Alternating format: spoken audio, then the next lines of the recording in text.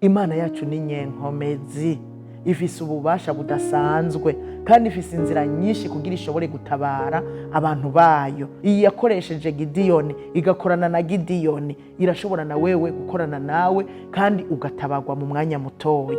Rero nshuti yanje, umenye ko Imana ikomeye, iyi Mana dusenga. Ibi ndiko ndabivuga kugira ngo wizerewe uri kurantega amatwi. Ikibazo gishobora kuba kimaze imyaka myinshi. Kimwe gusa, Gideyoni yabanje gusambura ibicaniro vya Bayali, inkingi zashingiwe Bayali, yabanje kuzisambura. Rero nawe banze usambura ivyo vya kera wahora ugenderamwo, ukaba warigeze kuja kuraguza ivyo bintu. Zana abakozi b'Imana baturire, uvane n'ivyo bintu.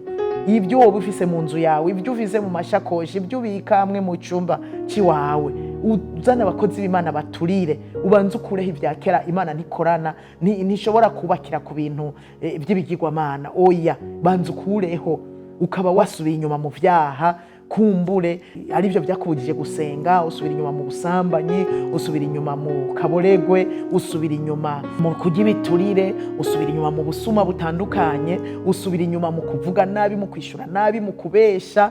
Ndagusabye ibyo banze ubisezerere, hanyuma wubake igicaniro cy'Uhoraho mu mutima wawe, wubake amasengesho uyatumbereze kuhoraho. Nicyo gicaniro cy'Uhoraho, kandi aba amasengesho adudubiza ava mu mutima wawe. Umutangira ibimazi by'amashimwe. Imana ni nziza. N'uyu munsi kubona utapfuye nuko Imana ari nziza cyane. Imana ni nziza, n'umuzigamye n'umurinzi. Yarakurinze, ntiyakunze kupfira muri ibyo byaha, ntiyakunze kupfa upfiriye muri ibyo bibazo, ariko yarakuzigamye kubera igufiseko umugambi. Burya Imana igufiseko umugambi, nico gituma itapfuye. Abisirayeli yari bafiseko umugambi, yari yaranababwiye. Nawe umugambi Imana igufiseko ishobora kuba yarabikubwiye, ariko kubwa wa mugwaniza ugasanga waravyibagiye, warasubiye inyuma.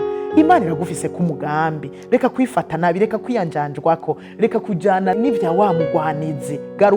Garuka kuhoraho, usambure bijya byose bya kera, ibijya byose byahora bituma utegera Imana, bijya byose byahora bikunezera ariko bikababaza Imana, biguha umunezero w'akanya gato. Tandukana navyo, hanyuma wegera Imana, nayo irakwegera.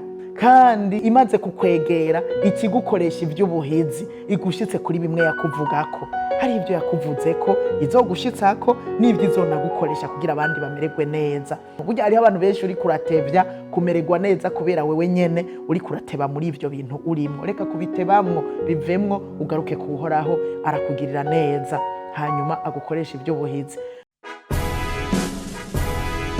Sanze manere mu ruhande rwacu,